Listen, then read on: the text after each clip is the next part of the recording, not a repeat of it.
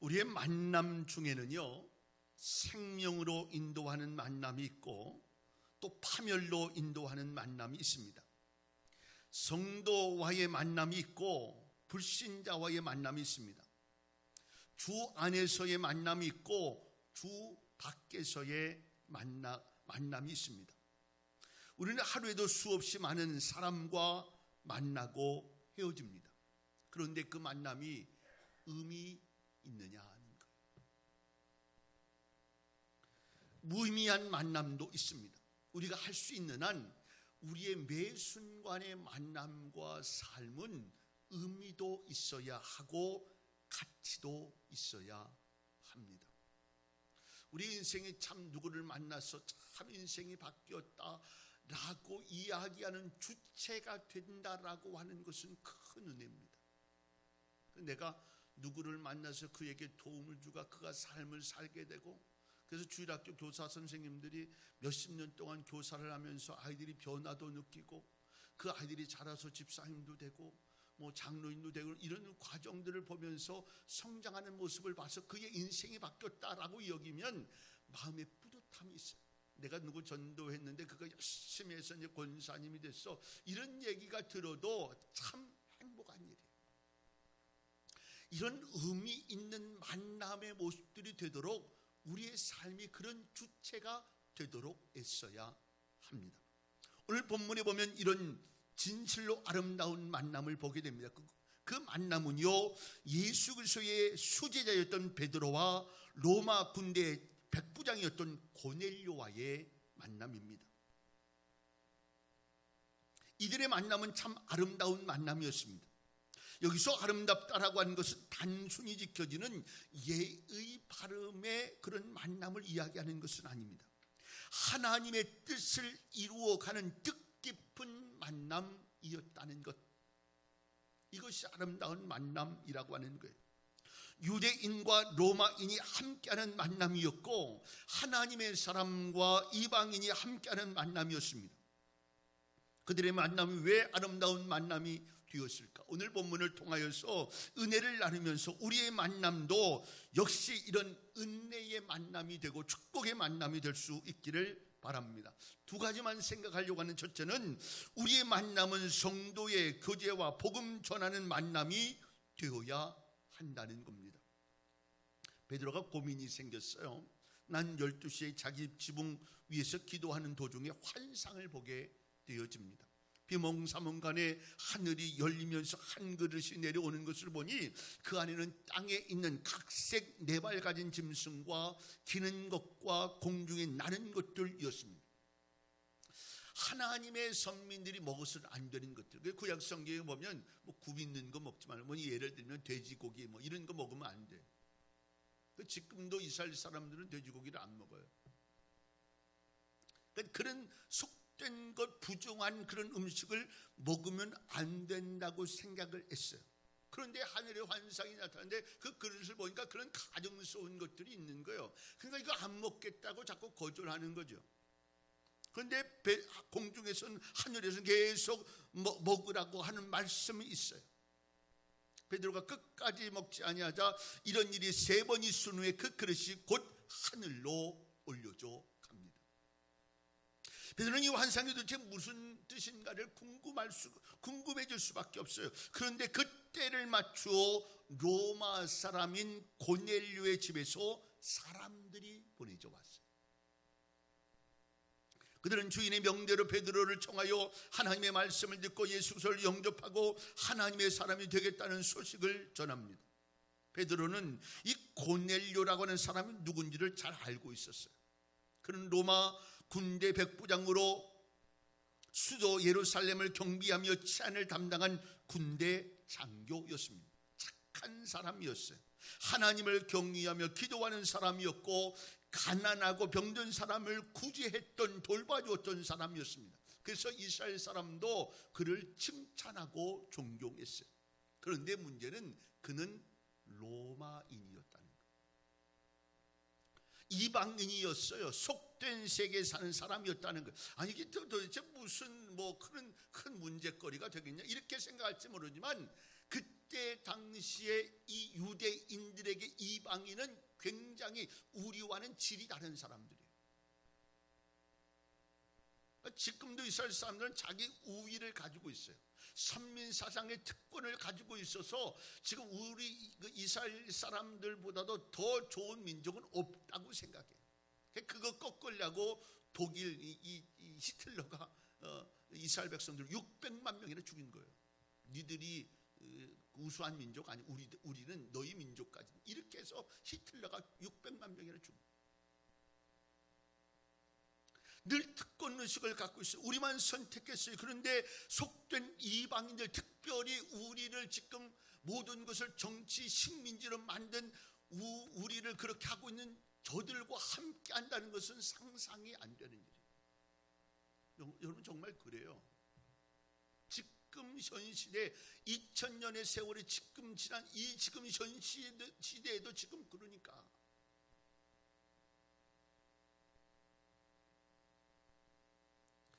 하지만 베드로는 유대인으로서 비록 요청이 와도 상종할 수가 없었어요. 가야 할까 안 가야 할까, 이것이 베드로에게 있어서의 고민이었습니다.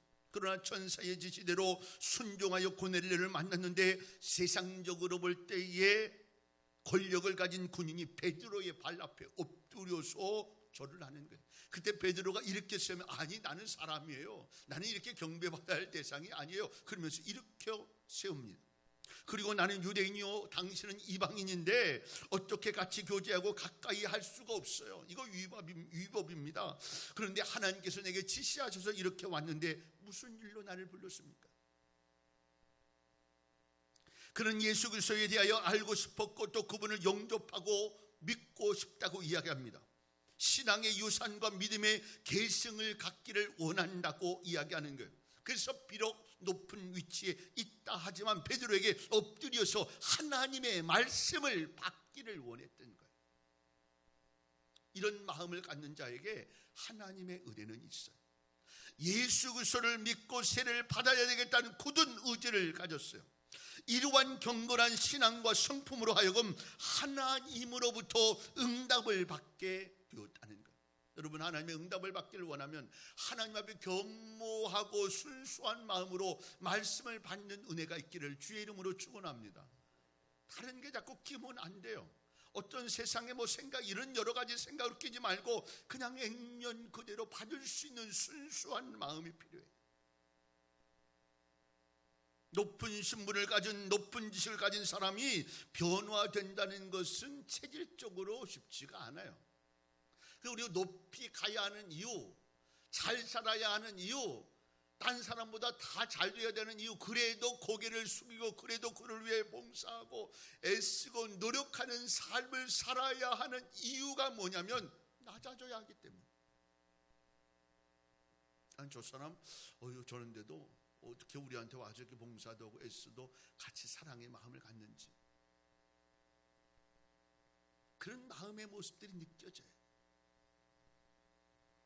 고넬료는 자신들이 정복한 식민지의 나라의 신앙을 가졌고 기도를 배웠고 신앙을 고백한 사람이었습니다. 여러분, 신앙생활이 뭡니까? 우리가 믿음으로 사랑한다는 것과 예수를 믿고 산다는 것을 한마디로 말하면 하나님과 나와의 관계가 바로 유지되는 것. 우리가 참으로 하나님을 사랑한다면 하나님과 함께 있기를 즐겨해야 합니다. 내 마음을 다하고 목숨을 다하고 뜻을 다하여 주 너의 하나님을 사랑하라. 이것이 주님이 우리에게 주신 큰 계명이었습니다. 우리가 하나님을 사랑한다면 얼마만큼 하나님과 깊은 교제 가운데 있는 은혜의 자리에 있는가를 우리는 생각해 보아야 합니다. 내 마음 속에 얼마만큼의 기도가 살아있는가를 생각해 보아야 합니다. 비록 이방인이었지만 그는 하나님을 사랑한 사람이었습니다. 그의 일상생활 중에 정기적으로 기도하는 시간을 가졌어요. 다른 일을 다 하고 남는 시간에 잠시 기도하는 시간이 아니었고 정확한 기도의 시간에 매번 기도하는 그 중에 하나님의 환상을 보여주신 거예요. 그리고 내 할 일을 또 할 수 있는 그런 삶이었어요.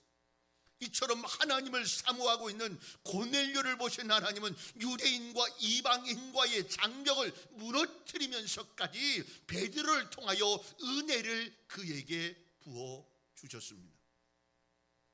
하늘을 향하여 열린 창과 사람을 향하여 열린 창을 가지고 하나님과 사람을 사랑했던 고넬료는 그의 삶 속에서 구체적인 신앙을 실천해 가고 있는 거예요. 머리로 하는 하나님 아니에요. 말로만 주님 사랑해요 라고 이야기하는 거 아니에요.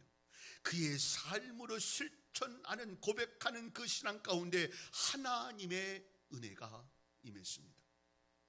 하나님 베드로를 통하여 고넬료의 집으로 파송하시고 두 사람의 만남을 통하여 아름다운 성도의 교제를 나누게 하셨고 복된 진리의 말씀이 온 집안에 가득하게 하셨던 것입니다.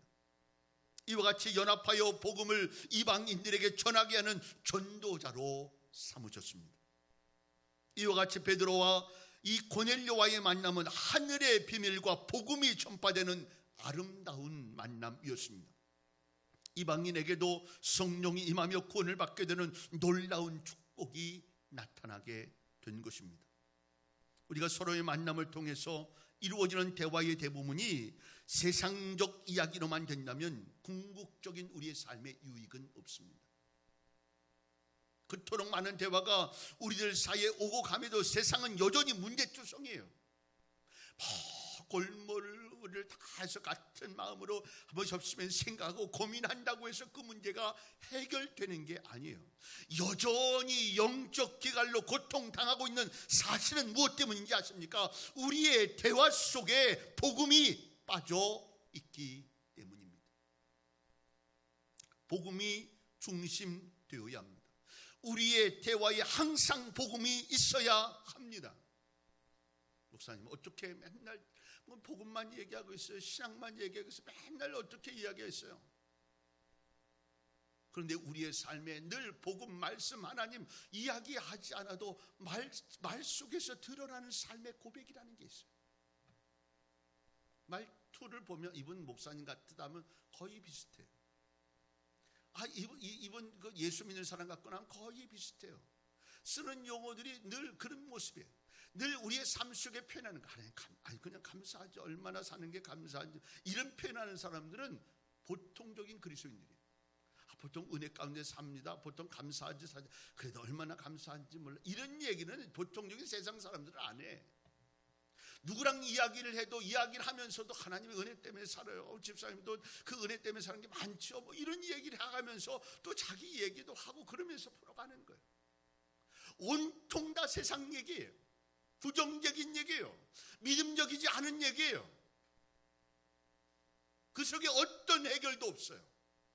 어떤 골몰을 다 가지고 써도 안 돼요.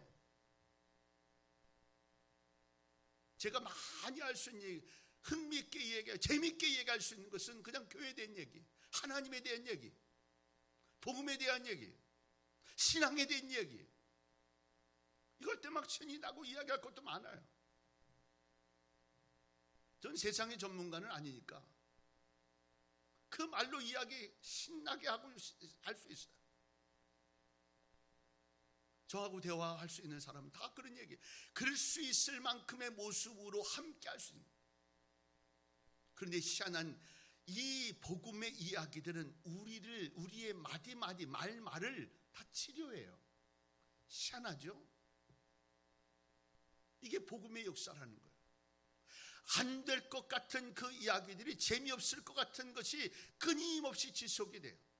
10년, 20년, 30년 계속 오랜 세월 함께 할 수 있는 그런 관계의 만남은 어떤 만남인지 아세요? 복음과 연관된, 신앙과 연관된 사람들의 만남이에요. 또 말씀을 생각하면서 그런 생각을 했어요. 뭐 예의치 않게 뭐 미국도 가고 뭐 그렇지 않고 뭐 멀리도 가게 되고 뭐 같이 있고 싶지만 그 상황이 안 돼, 같이 있음에도 불구하고 같이 함께 기도하고 만들어주는 사람들이 있다는 것도 감사해요. 왜냐하면 우리는 멀리 있지만 함께 예배드릴 수는 없어도 같은 믿음의 공동체라고 함께 기도해 줄 수 있는, 함께 할 수 있는 그런 가족과 같은 만남이었기 때문에 지금도 그 일이 지속되고 있는 거예요. 제발 이사 좀 안 가면 좋은데, 멀리 좀 안 가면 좋은데, 상황이 좀 그렇게 되지 않으면 좋겠는데, 어쩔 수 없어 이 상황으로 가면서 안타까워하는 모습을 보면 저도 마음이 안타까워요. 한 사람 만남이 얼마나 힘든데, 함께 만들어가고 이뤄가는 일이 얼마나 힘든데, 이게 왜 행복하고 즐거우냐? 복음으로 된 거기 때문에. 돈으로 맺어진 사람들은요, 이게 이혼으로 끝나요. 내 세상적인 어떤 유익 때문에 만난 사람은 요거 끝나면 없어요. 지금 제가 대학 강의를 안 하고 있지만, 대학 강의할 때마다 아이들이 시험 밑에다 쓰는 거예요. 감사해요, 고마워요, 그 얘기 이제 다 못 쓴 정답에 대한 걸 조금이라도 점수 더 달라는 얘기요. 딱 그 시험과 학기가 끝남과 동시에 없어져. 끝이야. 내 유익을 위해서, 어떤 이익을 위해서, 내 이런 것을 위해서 만남의 모습은 오래 못 가요. 세상적인 어떤 이 만남을 위해서는 안 돼요. 우리의 만남은 복음을 위한, 저와 여러분의 만남은 복음 안에서 만들어진, 하나님의 은혜 안에서 만들어진 그 은혜, 이것이 우리를 지속할 수 있는 은혜가 있어진다는 사실을 잊지 않기를 바랍니다. 여러분끼리의 만남도 마찬가지, 이 모임도, 이 만남도 역시 복음에 대한, 여기에 은혜가 있고 여기에 역사를 이루고 함께 멋진 삶을 이루는 공동체를 이루어 갈 수 있는 거예요.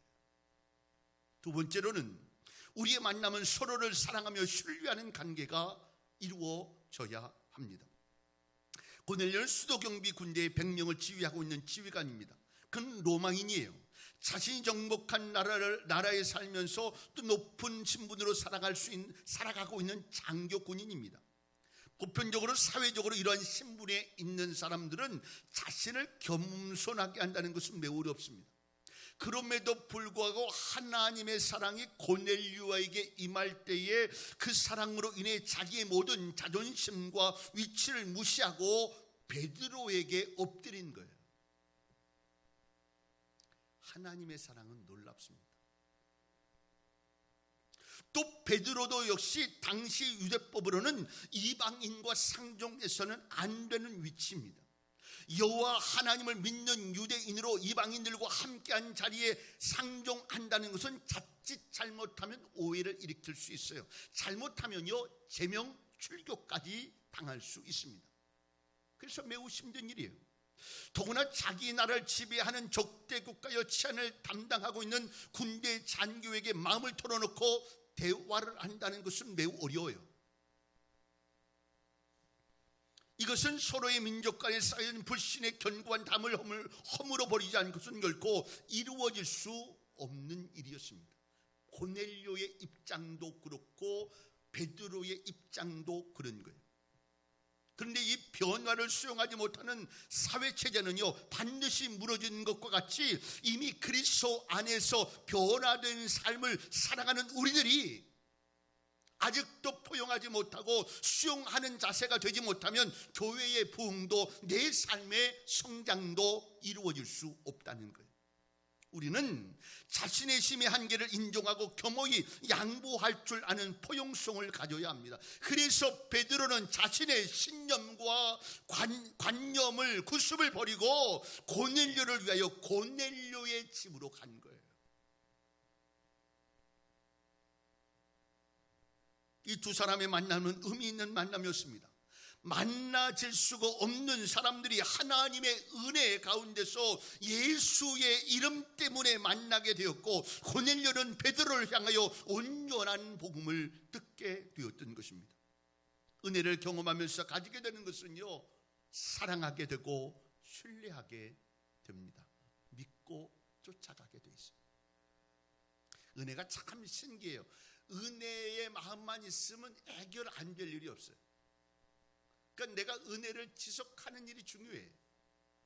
은혜를 받고 은혜를 지속하다 보면 다 이것도 은혜 저것도 은혜 이런 마음들이 생겨져요.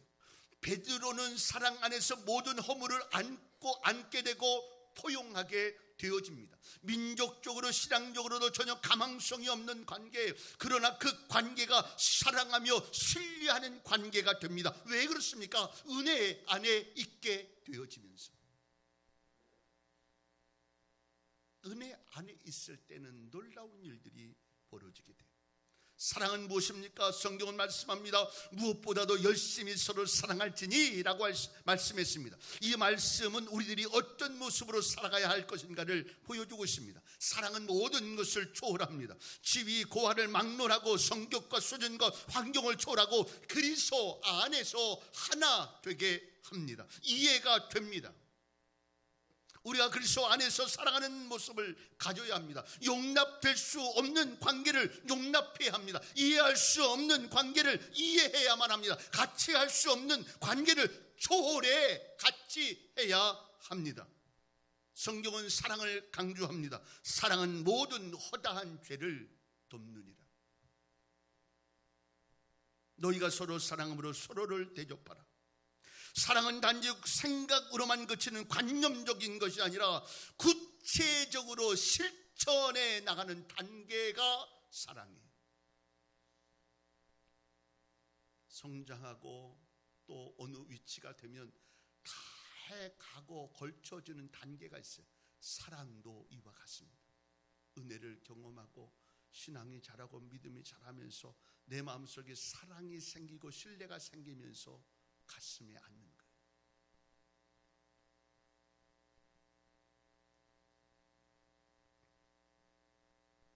사랑과 신뢰를 바탕으로 한 만남은 두 사람을 모두 유익하게 하는 아름다운 만남입니다. 시대의 조류에 따라 자신의 유익만을 추구하는 만남과 속 알맹이 없이 만나는 만남을 우리는 버려야 합니다. 진솔한 만남, 이 만남을 통해서 우리의 삶이 좀 의미 있고 가치 있고 내 삶에 누가 나를 믿어주고 신뢰할 수 있는 이 모습으로 오늘 살아가는 것이 힘이 될 수 있는 삶을 살아갈 수 있어야 하는 거예요. 이 신뢰가 깨지고 믿을 사람이 없을 때 사람은 포기라는 거예요. 나를 믿고 신뢰해 줄 수 있는 가족이 필요해요. 나를 믿고 신뢰해 줄 수 있는 성도가 필요해요. 함께 기도하면서 이 일을 만들어갈 수 있는 하나님의 동역자들이 필요해요. 말하지 않아도 눈빛으로 알고 느낌으로 알고 그 마음을 이해해 줄 수 있는 이런 마음들의 모습을 갖고 있을 때 오늘도 또 지친 모습을 가지고 일어날 수 있는 거예요. 어느 한 사람이 마을에 있는 의사의 집을 방문했는데 현관 앞에 앉아있는 소년에게 묻게 됩니다. 내 아버지 집에 있어? 아니요, 나가셨어요. 어디로 가셨는지 모르겠니? 글쎄요. 그러더니 이 친구가 이렇게 말했어요. 사람들이 병들었거나 다친 곳에 가면 아버지를 찾으실 수 있을 거예요. 아버지가 어디 계시는지 모르지만 아버지는 아마 어디선가 누군가를 돕고 계실 거예요.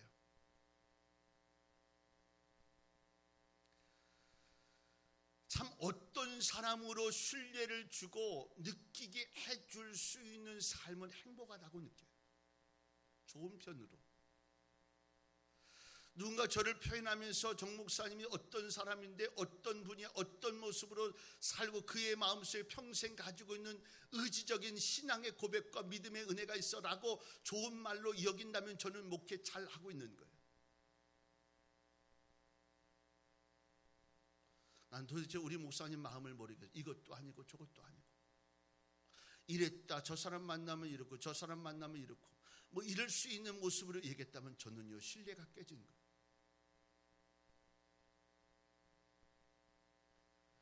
목사도 성도도 목사에게 같이 같은 마음의 신뢰를 가지고 움직일 수 있는 관계가 돼야 돼요. 성도도 서로 신뢰할 수 있는 관계가 돼야 돼요. 내가 말을 했는데 남들이 얘기한 거 얘기 들어보니까 이렇게 얘기했다는데 아마 그래도 그건 아닐 거예요. 얘기를 이해할 수 있을 만큼의 신뢰감이 필요해요.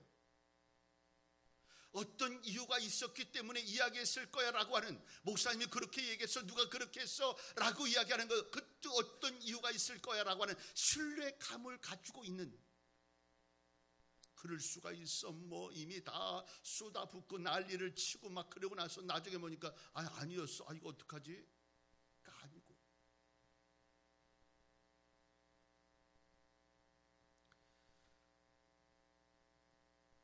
부교육자 생활을 한 10여 년 했어요.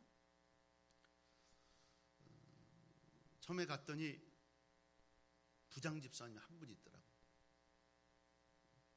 그래서 보편적으로 부장 집사님하고 친해져야 되겠다 이런 마음을 가지고 이제 친하게 모임을 가지면서 성경 공부를 시작을 했어요.